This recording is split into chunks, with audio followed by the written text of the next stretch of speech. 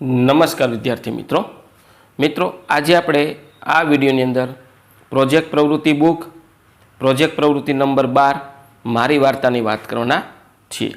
તો મિત્રો આ રીતનું આપણા પ્રોજેક્ટનું સંપૂર્ણ સોલ્યુશન છે। મિત્રો આવા જ સોલ્યુશન મેળવવા માટે આપણી ચેનલને સબસ્ક્રાઈબ કરો અને આ વિડીયો તમારા મિત્રો સાથે શેર કરો।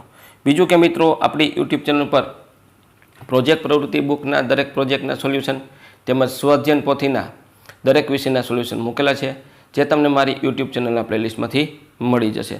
તો મિત્રો શરૂ કરીએ પ્રોજેક્ટ પ્રવૃત્તિ બુક પ્રોજેક્ટ પ્રવૃત્તિ નંબર 12 મારી વાર્તા।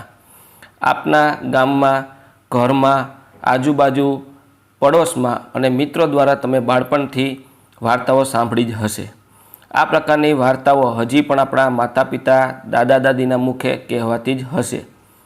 આવી સ્થાનિક વાર્તાઓ જે પુસ્તકોમાં ન હોય અને સ્થાનિક બોલીમાં જે રીતે સાંભળી હોય તે આપણને યાદ જ હશે। આવી તમે તમારા ઘરમાં કે ગામમાં સાંભળેલી સ્થાનિક બોલીની વાર્તા નીચેના ભાગમાં લખો। તો જોઈએ અહીંયા વાર્તાનું નામ મગર અને વાંદરો। કોની પાસેથી સાંભળી છે? તો દાદા પાસેથી સાંભળી છે। તો વાર્તા જોઈએ મગર અને વાંદરો। એક નદી કાંઠે જાંબુડાનું મોટું ઝાડ હતું। જાંબુડાના ઝાડ પર દરરોજ એક વાંદરો જાંબુ ખાવા આવતો। નદીના ઊંડા પાણીમાં એક મોટો મગર રહેતો હતો। મગર અને વાંદરાની ભાઈબંધી થઈ। વાંદરો રોજ મગરને પાકા જાંબુ ખવડાવે। મગર એકવાર થોડા જાંબુ મગરી માટે લઈ ગયો। મગરીને જાંબુ બહુ ભાવ્યા। મગરી જાંબુ ખાતા ખાતા મગરને કહે, રોજ આવા મીઠા જાંબુ ખાનાર વાંદરાનું કાળજું કેવું મીઠું હશે? તમે એને લઈ આવો તો હું તેનું કાળજું ખાઉં। મગર કહે, હવે મારો ભાઈબંધ થયો છે, ભાઈબંધ સાથે મારાથી દગો કેમ થાય? મગરીએ જીદ કરીને કહ્યું, જો તમે કાળજું નહીં લાવો તો હું મારો જીવ આપી દઈશ। ન છૂટકે મગર વાંદરાને મગરી પાસે લાવવા તૈયાર થયો। બીજે દિવસે મગર જાંબુડાના ઝાડ નીચે આવ્યો। વાંદરાએ આપેલા પેલા મીઠા જાંબુ ખાધા પછી મગર બોલ્યો, વાંદરાભાઈ, મારી મગરી તમને ઘરે જમવા માટે બોલાવે છે। મારી પીઠ પર બેસી જાઓ અને મારા મહેમાન થાવ। વાહ, ચાલો, તમારો આટલો પ્રેમ છે તો ના કેમ પડાય? એમ કહેતા વાંદરો કૂદીને મગરની પીઠ પર બેસી ગયો।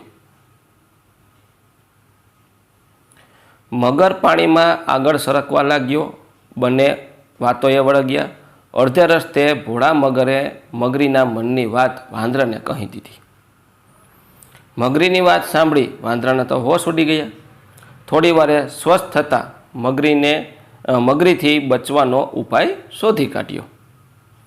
વાંદરો કહે, મગરભાઈ, તમે પણ ખરા છો, તમારે આ વાત પહેલેથી જ મને કહેવી જોઈએ।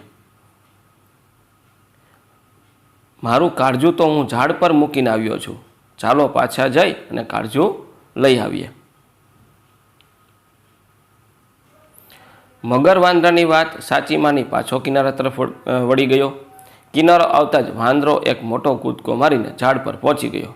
પછી કહે, મૂર્ખ મગર, કાળજું તે કાંઈ ઝાડ પર મુકાતું હશે? તું તો દગાખોર છો, ભાઈબંધને દગો દેવા તૈયાર થયો છો।